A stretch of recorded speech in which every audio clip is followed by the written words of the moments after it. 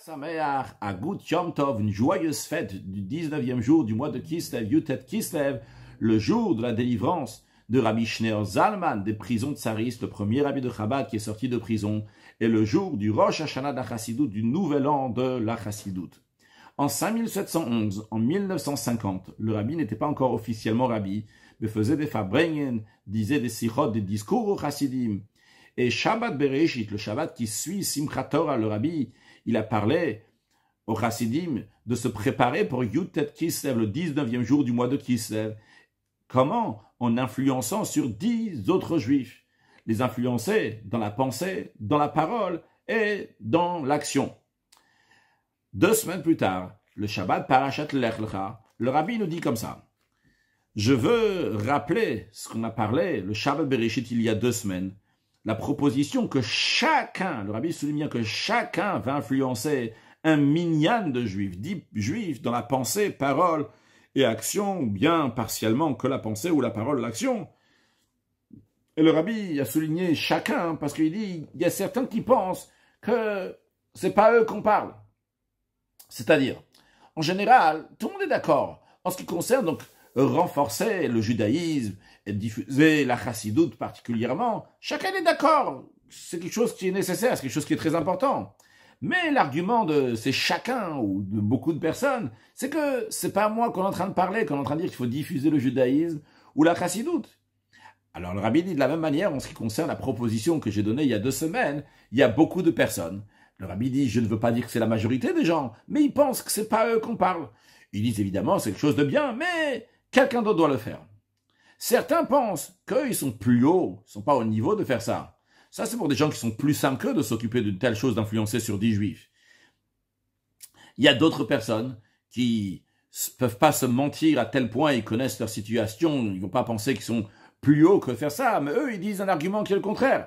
Ils disent, c'est quelque chose qui est très important, et moi, je suis pas au niveau, il y a des gens qui sont de haut niveau, c'est à eux de s'occuper de ça, mais moi, déjà que j'essaye de m'occuper de moi-même, que j'ai réussi, ça serait déjà pas mal. Mais en vérité, le rabbi nous dit, ces 2 arguments sont faux. Le rabbi Rachab, 5e rabbi de Chabad, Rabbi Shalom Dover, écrit que de nos jours, personne sait, personne comprend ce qu'on appelle le Sod HaBirurim, le secret des raffinements, d'élévation de telle chose ou d'une autre chose.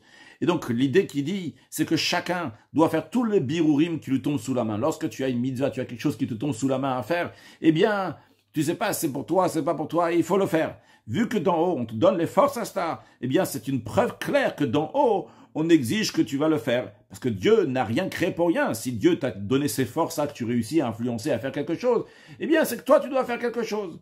Et encore une chose importante, le rabbi nous dit, si on va pas prendre ces forces-là, les concrétiser, eh bien, ça veut dire que la force que Dieu a été mechadesh, que Dieu a renouvelé, a donné cette énergie, eh bien, on va faire comme si que Dieu a fait ça. Chaz Shalom, que c'était le Vatala, que c'était une force qui était pour rien, alors qu'Akadosh Baruch Hu l'a créé. Le rabbi continue en disant que ce qui doit être fait sera fait quoi qu'il arrive. En l'occurrence, quand on parle qu'il faut rapprocher un autre juif, eh bien, celui qui doit rapprocher, il va se rapprocher. Car c'est sûr que ça va s'accomplir le Yafutsu Ma'inotech Achutza, que les sources d'Achassidut vont aller à l'extérieur. Seulement quoi? Il faut s'efforcer que lui, il va faire la chose, que moi, je vais aller influencer l'autre pour faire ma mission. Que moi, je vais pouvoir faire ce que je dois faire. L'autre, quoi qu'il arrive, ça va lui arriver. Il va réussir à arriver à Yafutsu Ma'inotech Achutza, à recevoir l'Achassidut. Dans cet esprit, le rabbi dit que quelqu'un lui a écrit qu'il a un fils qui est arrivé à l'âge de mariage, mais il veut pas chercher un shidur, donc son âme sœur, parce qu'il craint qu'il va pas réussir. C'est la raison pour laquelle il attend, jusqu'à qu'on va venir lui proposer quelque chose, donc qui est entièrement prêt, qui est entièrement bien, et que c'est sûr, donc c'est une bonne proposition. Et à ce moment-là, il va voir qu'en effet, ça vient du ciel. Mais lui, il va pas faire un pas.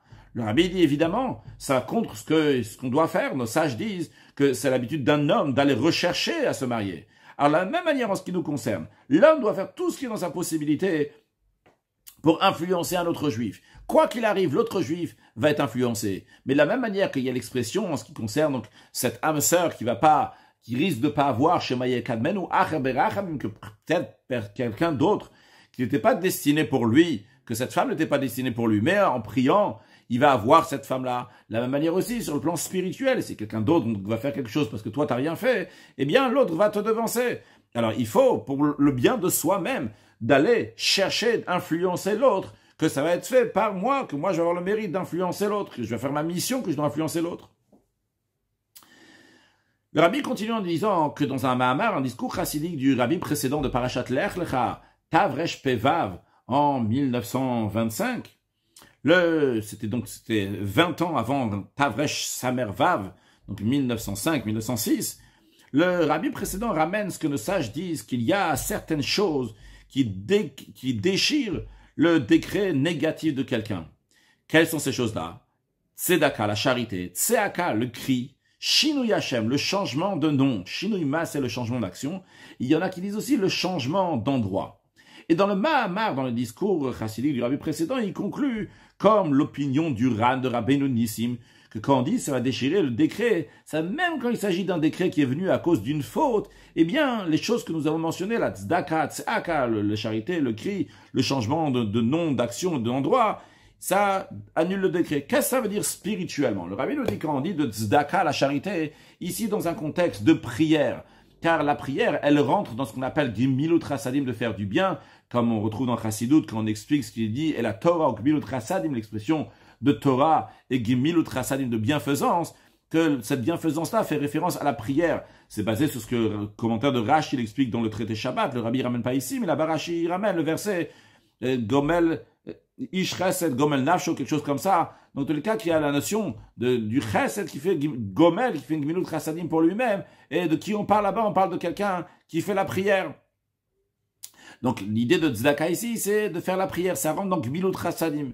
Après, quand on parle de tseaka, de crier, l'idée du cri, c'est que la personne, elle se donne totalement de manière qui est irrationnelle.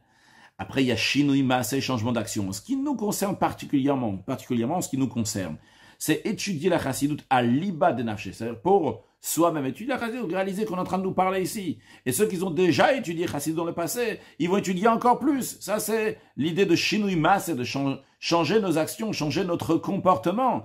En ce qui concerne les élèves de la yeshiva, qui vont étudier la chassidut non seulement dans le contexte de la yeshiva, dans les horaires qu'ils doivent étudier, mais betosavet, ils vont rajouter encore valiba de nafsher, en sachant que ça leur concerne. Et comme ça, automatiquement, si on va faire ce shinui maaseh, ce changement d'action, qu'on va commencer à étudier plus de chassidut, ou étudier chassidut tout simplement, eh bien, automatiquement, ça va arriver le shinui makom, aussi le changement d'endroit. Qu'est-ce que ça veut dire changer d'endroit? Spirituellement parlant, le Rambam m'explique c'est changer de niveau, changer de situation.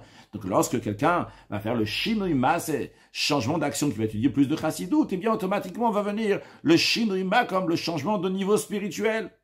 Et par le changement de makom d'endroit, ça va faire aussi un changement dans le nom, qu'à ce moment-là, il va recevoir le vrai titre de chassid.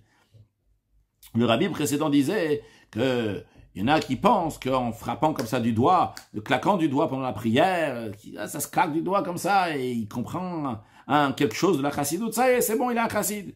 Mais le vrai chassid, c'est celui qui étudie chassidut à l'iba de nafshe, il étudie chassidut en sachant que ça lui parle à lui, ça le concerne. Et il prie longuement et il fait attention aux shiurim, aux cours de Torah. Et par ce changement d'action et changement d'endroit, donc changement de niveau, on a dit changement d'endroit, c'est changer de niveau, et bien par cela va venir automatiquement le changement de nom. Et à ce moment-là, il aura le mérite de t'appeler Chassidim, pas stam des Chassidim, Chassid Chabad, des Chassidim Chabad, à qui à eux, la terre leur a été donnée pour le but de concrétiser le Yafutsu Mainotecha, de diffuser la Chassidut, la victoire de la Chassidut, que ça c'est le sujet de Yutet Kislev. Et lorsque va se concrétiser, se compléter le sujet qu'on a dit jusqu'à Yutet Kislev, c'est-à-dire le rabbi il revient sur le sujet qu'il faut influencer, donc 10 juifs jusqu'à Yutet Kislev, et bien de la même manière que Yutet Kislev le premier, à l'époque du Ladbour Azaken, il y avait la victoire, il y avait dit Dan Natsach, la victoire est à nous, et bien de même, ce Yutet Kislev là, dit Dan Natsach, il y aura la victoire à nous, et très prochainement, le rabbi précédent, le rabbi parle du rabbi précédent, le rabbi va nous amener à la venue de Mashiach, Amen, Ken Yehi Ratzon. Donc, dans les cas, il faut savoir que la terre nous a été donnée pour diffuser la chassidut, pour influencer d'autres juifs dans la pensée, dans la parole et l'action. Et il faut y aller. C'est à nous. On a tous les moyens. Didan Natsar. La victoire est à nous. Chag Sameach et Mashiach now.